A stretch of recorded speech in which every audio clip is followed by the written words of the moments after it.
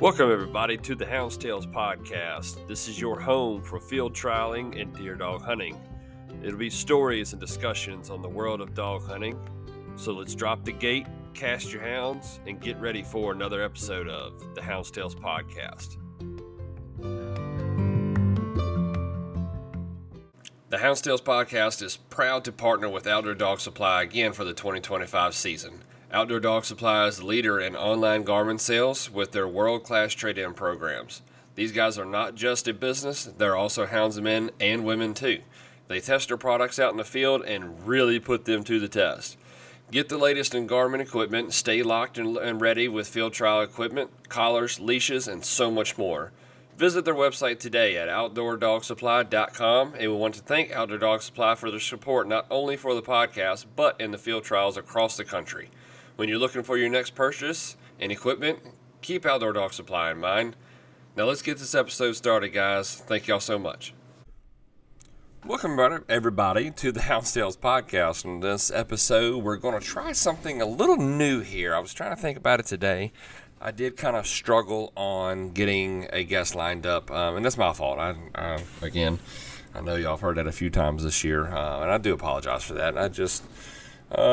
I had a very busy weekend, and then we ended up running dogs yesterday on Monday night, so didn't really get a very good opportunity to get a guest lined up, and we got a vacation this weekend. We're going to the beach, so I was trying to get everything prepped and ready for that. I'm trying to put an engine in a truck. I mean, I just got a lot going on, so no excuses, but I just didn't have the time, so I do apologize. I'm going to try to get on that for this coming up week. We're going to see how that goes, and hopefully we can make something happen there. But on this episode, I've been thinking about it today. I was like, man, I want to try something different. So what we're going to do on this episode is I want to make this an interactive episode. That's what I'm going to call this episode, is the interactive episode. We're going to do this maybe step one or part one, whatever you want to call it. Excuse me. Oh, man. So what it's going to be is I'm going to talk about a few topics that I think should be addressed. I think they're going to be great talking points. And then I want you as the listeners to go either on our TikTok, and you can find my latest post on TikTok and comment on there, and I'll stitch it and communicate with back and forth and kind of make little videos to interact with everybody on there. Or you can go on our Facebook page and comment on the post on the Hounds podcast Facebook page, and make sure you go on that page and comment on the post for the episode. If you have something that you want to speak on, if you have an answer, if you have an idea about something, there's going to be lots of different things that I'm going to talk about on here for anywhere from social media to field trialing to the podcast itself. Where do we go? So be sure to go on those pages, like I said, either the TikTok page or on our Facebook page, and interact with this episode. Like I said, it's going to be a little different, so I'm going to try the best. And if you're listening on YouTube, be sure feel free to comment away on YouTube. I'd love to hear some response back. Just something I thought it'd be kind of cool to get everybody involved on this one, and give everybody a voice. This is kind of what the idea behind the platform was anyway, was to help better things. And I think asking some questions that maybe some people are nervous about, or maybe some that need to be addressed. Excuse me. So before we get into those questions, for one, let's start off with what we've been doing. We're going to start off with our quote for the week, and this one comes from a man named Truman Capote. It is, "Failure is the condiment, and it gives success its flavor." I thought that was pretty neat. And then our Bible verse for the week is "Let hunting not just be about the harvest, but about honoring the one who made the land, the game, and the hunter." It comes from Genesis 10:9. That one really, I thought, was pretty powerful, honestly. And I think a lot of us out there in the woods can associate with that.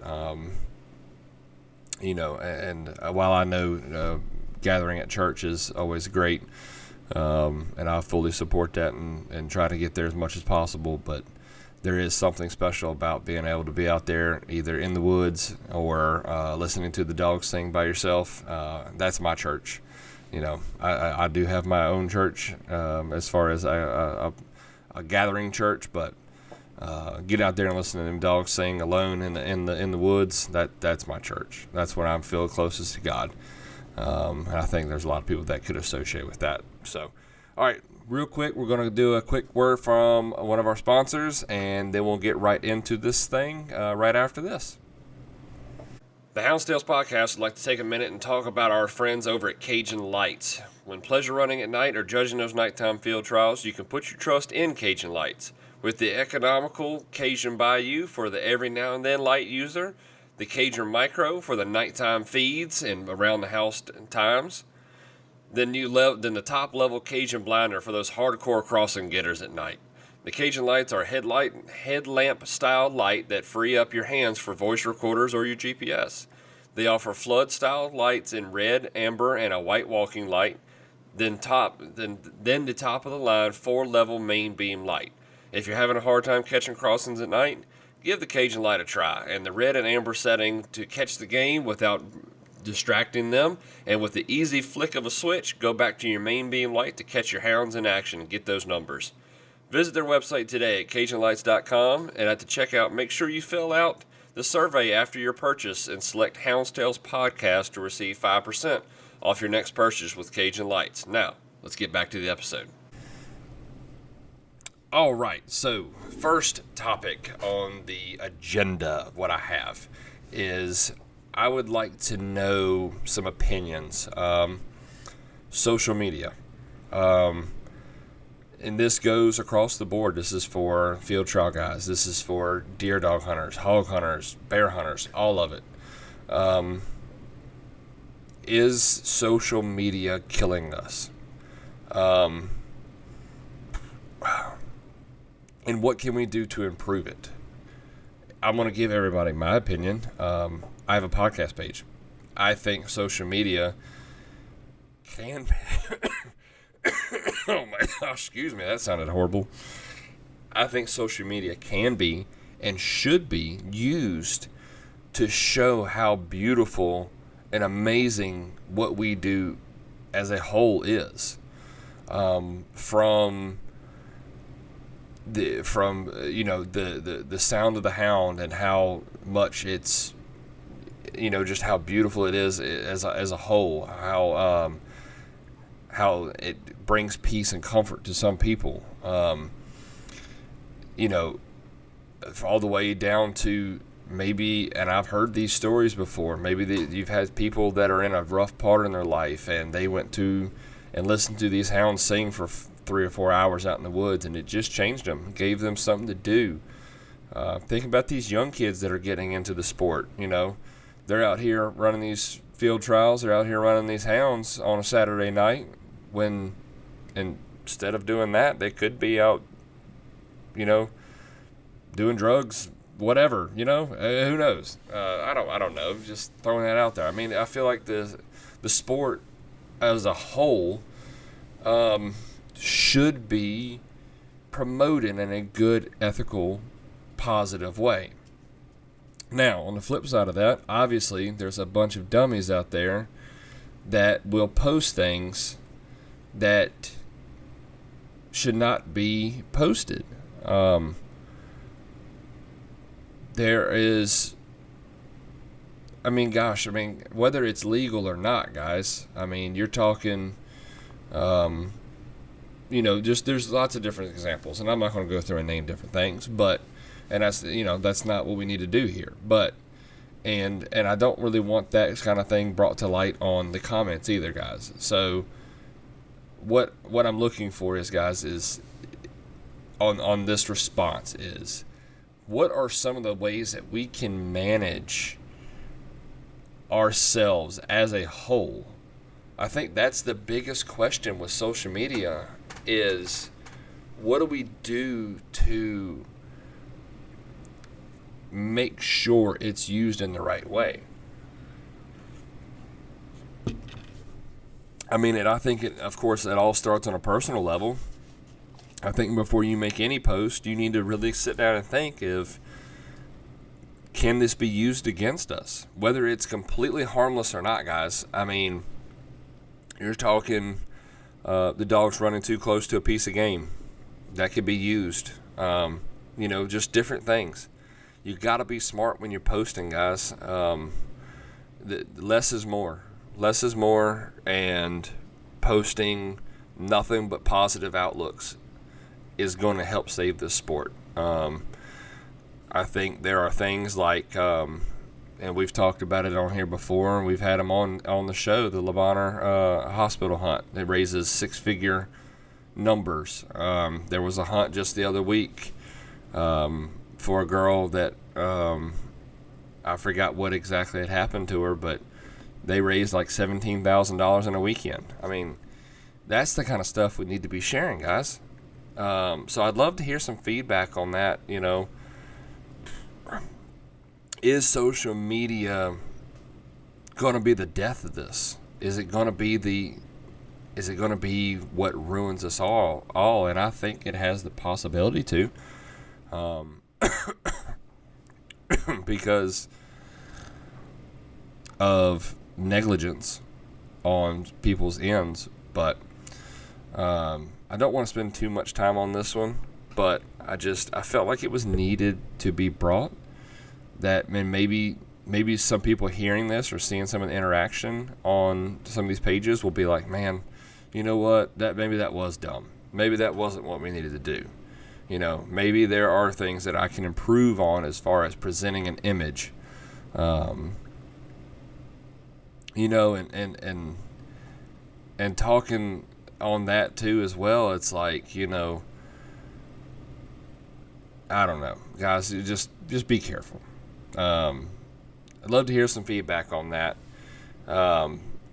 This next one is going to be, I think, the biggest conversation point, honestly, from what we're talking. And this is, we're going to go into the field trialing here, guys. The first question I want to ask on the topic of field trialing: where do we go from here? Looking back, I wonder what the generation back that was running in the 80s and 90s and into the early 2000s, what those guys think. Of course, we've had some guys on here that did run back in those times, and we've talked about the change. We've talked about how different things are with the sport as a whole since then. The involvement, it's an ever-evolving sport, like anything. I don't care what you're talking about. Look at NFL, look at NASCAR, whatever. Think about, and use NASCAR as a prime example. 40 years ago, which is weird to think 40 years ago is the 80s, but anyway, 40 years ago, we're running around these tracks at 180 miles an hour in a car that was pretty much a gutted car with a little bit of performance stuff on it that you can go and buy at a factory. And we're out there in a lap belt and a chest harness with an open face helmet. Now these guys are out there in full-blown race cars.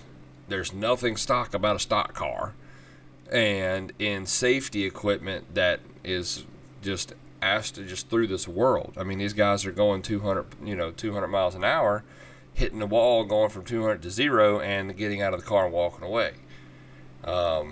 There's different speeds, there's different air packages, there's different setups, the chassis are different. Everything about the sport's different. Anyway, I feel like field trialing has gotten to be the same way. I mean, we've talked about it many and many times on here that you talk about the guys that have been in it for a while. You used to be able to show up to a field trial back 15, 20 years ago, and if your dog was in great shape, you beat half the field. Now it's not like that. Now you got to show up, and you can't just have a dog that's in shape to stand a chance. Now you got to have a dog's that know how to run, know how to do it, know how to do everything, and can go out there and be confident and actually win these hunts. It's not just lucking up and getting into a placement.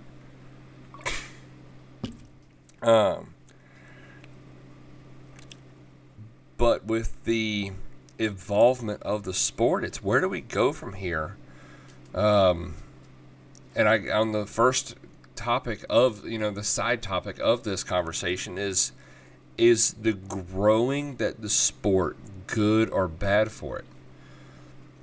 What I mean is, you hear it all the time, is back 15, 20 years ago, from what I hear, I wasn't in the sport, so I'm just going off of what I've understood and just listening to people talk. Back in the just that short amount of time, it was, 1 or 2 hunts a month up and down the East Coast, over to the Midwest. It was only a handful of hunts a month that you could even go to. Now, you got particular weekends. There's a handful of hunts that you can go to on any given weekend. Now, I'm talking multi-days. Now, don't get me started on the 1-days. 1-days, good Lord. Every weekend, you could probably find at least 5 or 6 1-days going on. The sport has grown at a tremendous level. And I feel like we're on the brink of having to decide where we go from here. It's kind of like, I've listened to this conversation on some other podcasts, is, coon hunting. As far as a competitive dog hunting sport, coon hunting has always been the leader. And what I mean by that is, they're the first ones to do buggy hunts. They're the first ones to do $1,000 entry hunts, $10,000 entry hunts, whatever. I don't know. I don't coon hunt. I don't know. But you're talking big time entries, big time payouts. They're the ones that started this and has been very successful. Are we following in those footsteps? I was talking to some people this weekend. I was talking to Peyton actually about it. It's like every time you turn around now, there is a buggy hunt going on. There is a big time money hunt. There is a $300 entry. There's a $600 entry hunt. There's a $350 entry. There's a $250 3-day. There's a $300 1-day. There's a $300 the days of $40 hunts, $30 hunts, they're no more. I don't know the last time that I've seen, other than some normal just puppy hunts, or or just some maybe at pools or something like that. Different little odd end 1-days. But every time you turn around, it's $100 entries. It's $150 entries. It's 3-digit entry fees to go to these hunts. And it seems like that's where the coon hunting was 10 or 15 years ago. And now these guys are getting and running, almost every hunt is almost every single hunt that I see posted, it's like a $300 entry fee per dog. Are we going that direction? And if we are, is that the direction that we need to go? Don't get me wrong. There are enough hunts out there that you can pick and choose what you want to do. The sport's growing at a tremendous rate. Is it a good thing or is it a bad thing? I'm trying to decide how to word this. I think it's a great thing. I think that in order to continue to make this sport succeed, you have to adapt. You have to accept things that you don't want to accept. Do I wish that you could get away with $30 entry fees, $40 entry fees to a one-day hunt? $65, $70, $80 entry fees to multi-day hunts. Do I wish that was possible? Of course. God, yes. But the writing's on the wall, guys. Excuse me, guys. When you have these one-day hunts, or you have these entry fee hunts that are lower entry fees and don't give away as much, because that's going to be the side effect of a lower entry hunt, is you're not going to be able to give away as much. And I know some of y'all listening are probably like, well, daggone, y'all had an $80 entry fee 2-day early this year. Look, and y'all gave away crapstone stuff. Yes, that is true, but you don't understand the perks that we had on that hunt. And then here's the problem, guys, is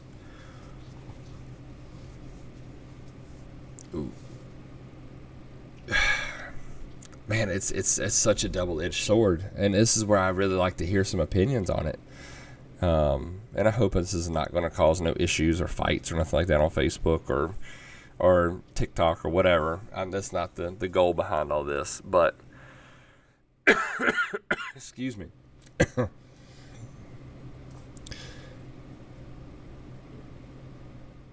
But the getting in, golly, I'm trying to gather a good thought on this, guys, because it's such a weird subject.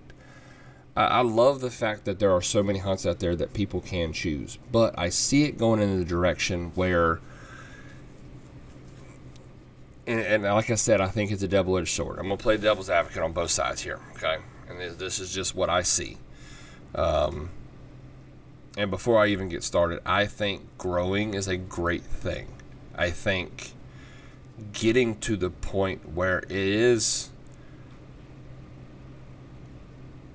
big prizes, big payouts, I think that has a place in the sport. But I'll play double-edged sword on both things, okay? On the positive side, on where it looks like the direction that it's going. Everybody wants to see, when you go to a hunt, you want to feel like it was worth going. You want to finish, when you finish 7th, you don't want to finish 7th and come away with a rocking chair or a bag of dog food. If you go to a multi-day hunt, now I'm going to speak on multi-day hunts. One day is a little bit different. Well, even one-day hunts. You've dedicated a weekend. You've dedicated a night that you could be doing things. You could be spending time with your family. That you could be doing lots and lots and lots of other things. And you go and you place inside the top 10. You beat 70 dogs. You beat 100 dogs. You beat 300 dogs. Whatever the case may be. You go down there. You had a great weekend. You didn't win, but you finished top 10. Multi-day hunt. Now you're eligible to go into the Invitational. Now you're eligible for the World Cup. But if I'm going to do all that, personally, I would like to receive something. Don't get me wrong. It's not about the prizes.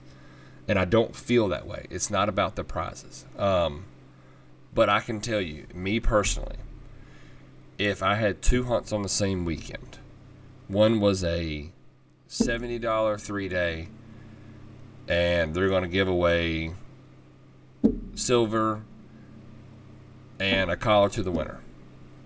And that's it. No dog food, no cash prizes,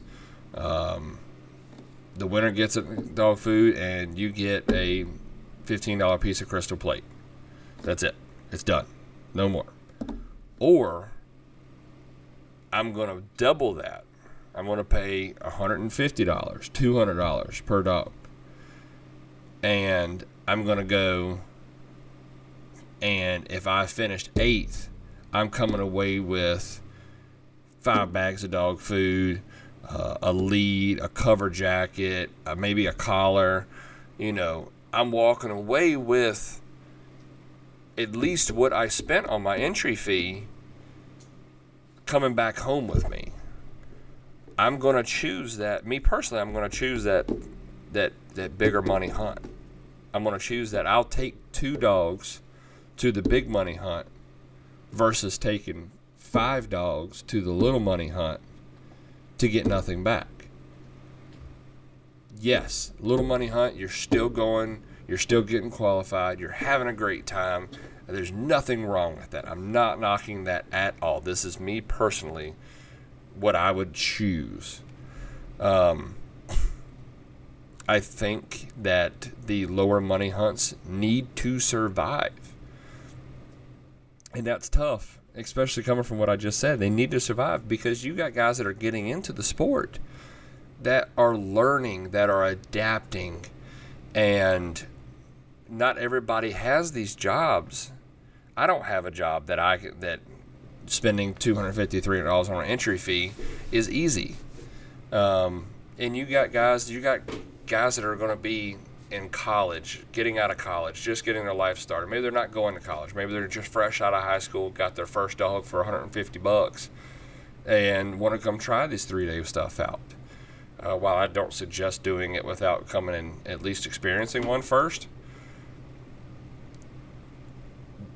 it's hard if we lose those lower entry fee hunts. Those guys are not going to, they'll be less likely to continue in the sport. So anyway, that's on my negative side, so I'll get to that. But when you go to these hunts and you're paying $150 to go to a 3-day hunt, you're usually coming away with something really nice. You're usually coming away with some stuff, whether it be down south and you're coming away with cash. You finish 3rd and you end up with $900 cash back in your pocket. Maybe some bags of dog food on top of it, whatever. You come away with almost $1,000 worth of stuff. Then I think that's great. I think that's where it needs to be. I think that's an awesome experience, an awesome thing. But I do love the fact that there are still lower budget hunts out there, and I like they're not as many, and I think that's what I'm talking about is where are we going from here? It seems that there's less and less and less $80 entry 3 days, which I also know there's cost to cover, guys. And that's what us as houndsmen and hunters need to realize too. We don't need to be selfish about this thing. At the same time, we also need to understand that it costs a lot of money. And if you don't think so, budget out a 3-day. Budget it out. You don't have to try to put one on. I'm not asking nobody to put one on. But seriously, if you have the mindset that you should be able to go to an $80 hunt and you should have the chance to win, a brand new Alpha XL, 2 collars, 10, 15 bags of dog food, and then second place should win this, and this, and all the way down to 15th, 20th place. I want you to stop for a minute, think, and actually budget one out. Budget in hotel costs for your judges. Budget in prizes. Budget in pen fees. Budget in masters fees. Budget in nationals fees. Budget in, perks and gifts for your judges. Food for your judges. Gas for your judges. Budget in all that stuff. And then let me know how much money it takes to cover this. So what I'm getting at is, while the entry fees are going up, it's not necessarily that we want to, but it is that we have to. I don't foresee very many multi-day hunts being below $80 ever again.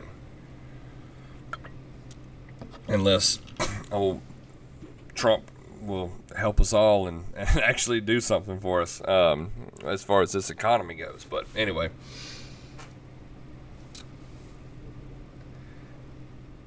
It is this direction that the sport is going money-wise. And another thing behind that, too, is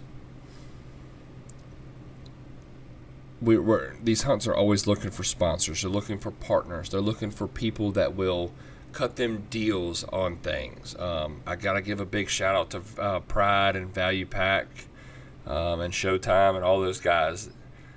Y'all are world-class and treat the field trial guys so good.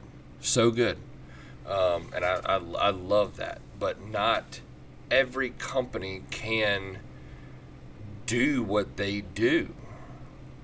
So when you have these guys that are going and looking and saying, going to a sponsor saying, hey, I'm having a hunt. It's going to be this many people. We're only giving away this amount of stuff. We're looking for some sponsor help. But you have another hunt that says, yeah, my entry fees are up. This is going to draw in some of the biggest competition across the country. Their sponsors are more than likely going to venture to the one that's going to get the most attention. That's just a business standpoint. So I'm not saying that they would only do that. They would only venture towards the big money hunts, but it sure does look better when the big money hunts are getting the attention that they're getting. And that's across the board, guys.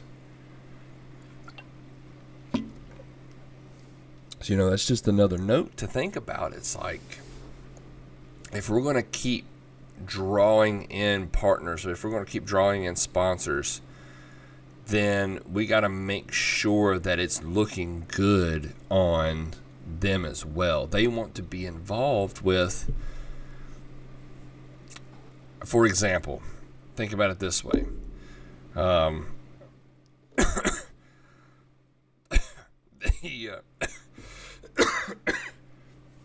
The Winston, back in the day, okay? NASCAR. I'm going to reference NASCAR. I'm a NASCAR guy, okay? Shut up, leave me alone. The Winston, it was the Winston Million. It wasn't the Winston 50,000. If it was something that small, it would not get the attention. It was the Winston Million. That's what draws in the sponsors, is the good looks, the high dollar stakes. Now, on the flip side, okay? On the flip side, are we going to put ourselves in a pocket? And what I mean by that is, are we going to create a sport where only the well-off survive? Are we going to kill the little man? Are we going to kill the guy that shows up to a field trial with a wooden dog box and one dog? Are we going to knock that completely out, going in that direction? Kai, quit.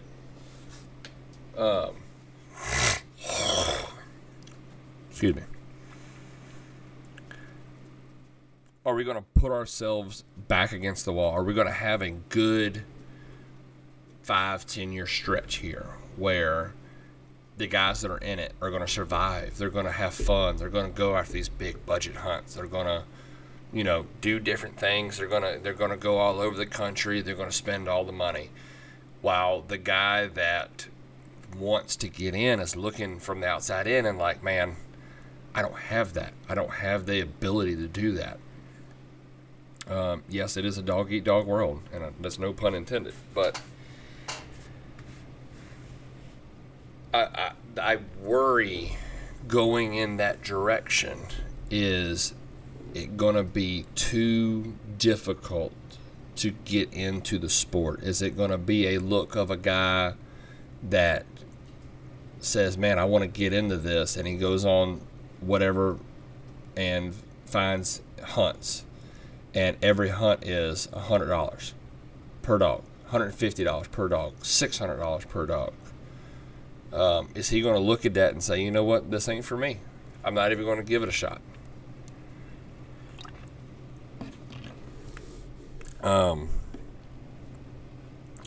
Is that the direction the sport's going? And is that going to kill it? Is that going to get us to the point where nobody wants to even attempt it because they're scared of the entry fees? I don't know. And I hope and pray that there's enough hunts out there that they will continue to have both. They'll continue to have the budget-friendly hunts where you're going out there and first place gets a collar and that's it. Everybody else gets a bag of dog food and some trophies and that's about it. I hope that we continue to have the $650 95 Fox Run buggy and truck hunts. That's awesome. That's so badass. Excuse my language, but that's awesome. It's just so. I feel like we're in a healthy place right now because of the variety, but it's where are we going? Where do you see the sport going? So I'd like to hear some opinions on all that. I know it's a lot to digest. It's a lot of, I don't know if there's really even a question in there anywhere, but it's more just statements. But I'd love to hear some opinions on that. Okay, so let's get a word from another one of our sponsors real quick, and then we'll talk about the next part. We're going to take a quick second and pause this episode and talk about our partners over at Elite Nutrition. Our hounds, they're athletes, guys. They give us their all each and every time that they're casted. Elite Nutrition offers an all-natural products to give your dogs the natural benefits they deserve. From the Canine Remove and all-natural wormer to the Electro Boost paste for an electrolyte replenishment, body fluid balance, and blood flow improvement. They also have products like Active Dog Powder for recovery and joint muscle support, Essential Dog Powder for daily vitamins and minerals, probiotics, prebiotics, and enzymes, and then the Canine Lactate Powder for nursing dogs to help with milk supply. There are tons of other products for y'all to check out at CajunLights.com, then click on the Elite Nutrition section to explore. When you go check out, only at CajunLights.com, use the code HTElite10 to receive 10% off your Elite Nutrition products. Again, that's HTELITE, the number 10, to receive 10% off Elite Nutrition products only via CajunLights.com. I've been using their products over the past couple months, and I could not be happier with the results. See for yourself today, and we want to thank Elite Nutrition for taking a step forward into this field trial sport. Now, let's get back to the episode, guys.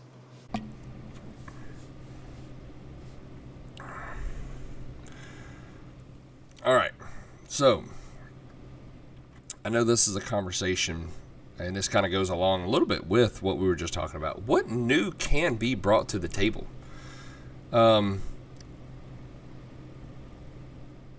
Every time you turn around now, it's a buggy hunt going on somewhere. What new can be brought? Like, what do we do from here that says, oh, that's something I got to go to. That's different. That's cool.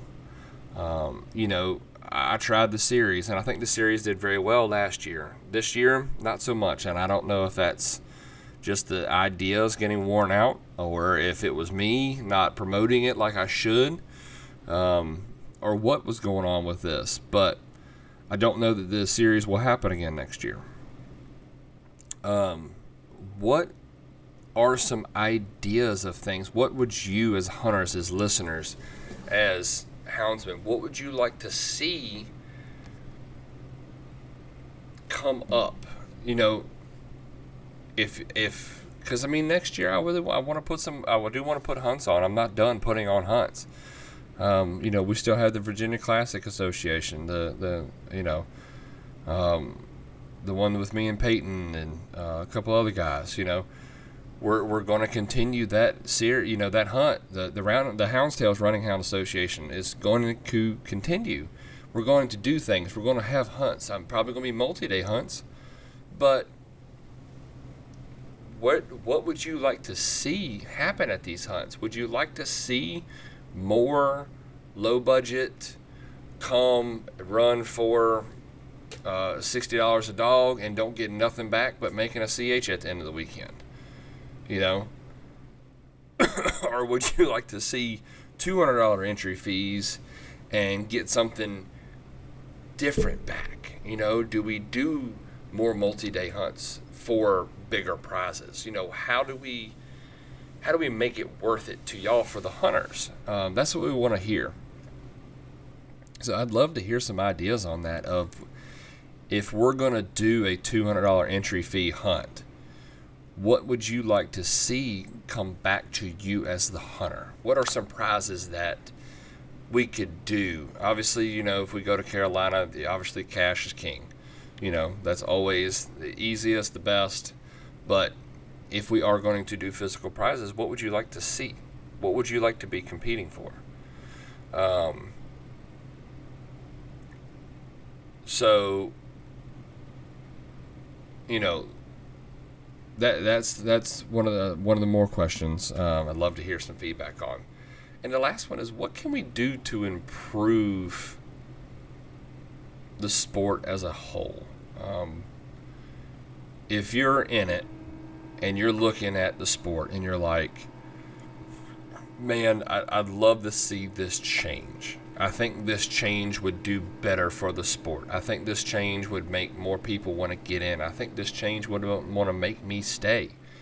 What are some things that in your head are like, what can we do to improve? And I want to roll that into this next section of judging. Okay. I know that is a topic that is on here a lot. I mean, we talk about it a lot. How do we get more people to be involved with judging? What is the holdup on, if you're listening and you're like, and for a fact that you don't judge a lot, maybe you judge one hunt a year, or don't judge at all. I would love to hear some feedback on this. And if that's not something that you're comfortable with posting publicly, I'd love to private message me. Shoot me a text. I don't care. I love to talk about this stuff. I like to hear what's keeping people back. And I feel like here recently I've seen a good spike of different judges, younger judges, that are finally waking up and realizing that we got to do something. But I want to hear what more can be done to make people judge more often. Should that be more classes? I know they had they had the one class down there at Sailhorns a couple months ago. Looked like it went very well. I'd love to see some more of those. Taking a course or a class, whatever you want to call it, in judging, would that give people more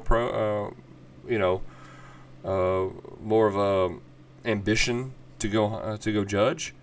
Incentive programs, like Mr. Joey Fowler, they do down at C&M.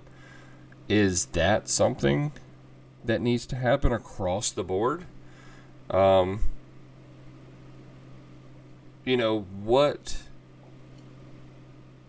needs to happen to get people involved with judging? I'm not going to go dive off the deep end on this. Y'all know my opinion on this. We need more judges. We need more people judging. What do we do to get that? What's some ideas out there, guys, that y'all have that can make that happen? So we're going to do one last break before the end of this episode and get into the podcast itself. So, all right, one last break.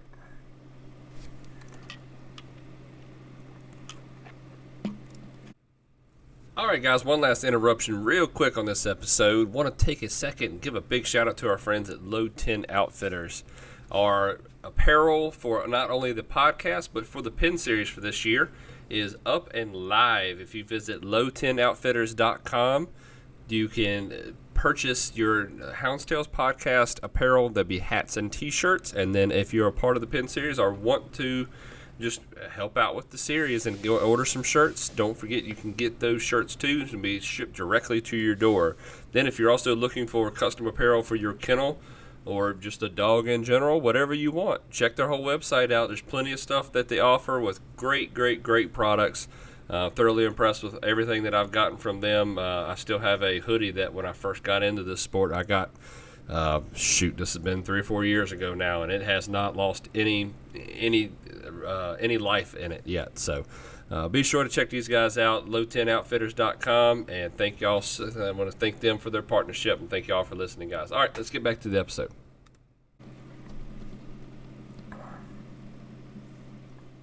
All right. Last but not least, before we get into a quick and simple spotlight, the podcast. Where would you as listeners like to see this go from here? I have a lot of ideas on where I would like things to go. Obviously, I'm going to try to get the TikTok more involved. I want to do more on TikTok. I think that's a great platform to use as far as promoting. But as listeners, guys, where do you want to see? I have some different ideas. I want to do a series on different running hound stocks like Julys and Triggs, that kind of thing.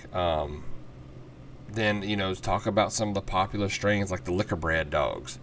I'd love to be able to get those, get those topics talked about.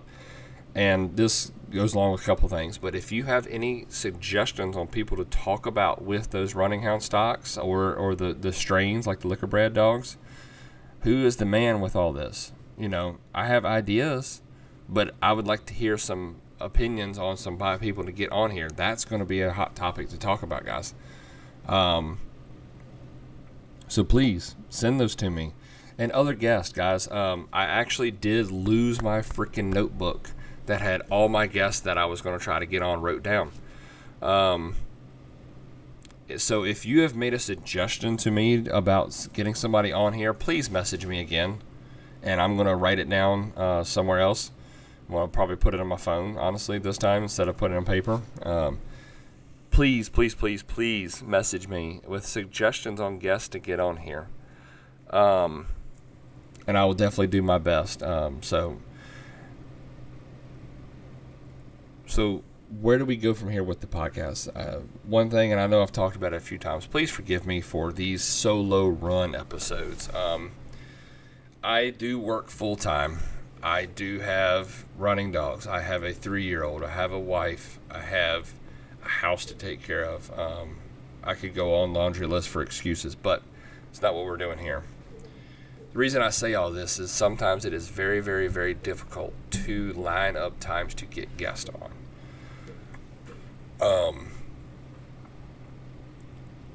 So please forgive me on the delay on getting guests on. I haven't been as successful in making those happen this year. But where else would you like to see this podcast go? I do have ideas, but I want to hear from y'all. I want to hear what you would like to see as far as what we're doing. I'd love some suggestions. If you're going to listen to it, what do you want to hear? Feel free to message me, comment, repost. I don't care. Whatever. I want to hear y'all's opinion. So that is going to do it for this. Let's get into the spotlight presented by Cajun Lights real quick, and we'll do this real quick. It's now time for the Spotlight presented by Cajun Lights. This is where each week we will recognize winners and other accomplishments across the field trial world. Now let's shine a lights on these guys and these dogs, and let's get to this week's winners. All right, first one we're going to start off with is the Canadian Western Derby. I didn't see too awful much of this information, so I don't know who the Class E and Best Mouth and all that stuff is, but the winner of the Derby was a dog named Monar. I'm assuming that's how you say it, Monar, Monnair Cowboy. And that dog's out of Trewick's Cowboy and Ginger Bishop from Raymond Malix. So congratulations to y'all on y'all's win up there. And then Bay Bush had a 2-day derby as well down there, and I did see a couple of the things on here. Looks like let's start with the classiest Hound. And that dog is going to be RRK's Lily. That dog's out of Crisco's Pick and Hightower's Flow from Roland Royal Kennels down here in Rustburg. Congratulations, Mr. Logan. Then the combination winner and the high dog on day 2 ended up finishing third GTP is a dog named Lane Farm Cold Sweat. Dog's out of Champion Maple Road Pilot J and Lane Farm Dreamer from Lane Farm Kennels. And the winner and also best mouth of the hunt was a dog named Murphy's.com B. Dogs out of Champion Huffman's Connie's Johnny Cash and Murphy's Wi-Fi B from Red Bud Kennels. Congratulations to everybody and everybody that placed this weekend. So that is going to do it, guys. Please, this is something different. I was just thinking about it today. I hope y'all enjoyed this. Please go interact. I'm going to try to get my social media's a little bit more active here. I've been a little slack on those, so y'all feel free to go interact with this episode, guys. That's what it's all about. So, all right, guys, thank y'all so much for listening. We're going to try to have a guest on next week. And like always, guys, happy hunting.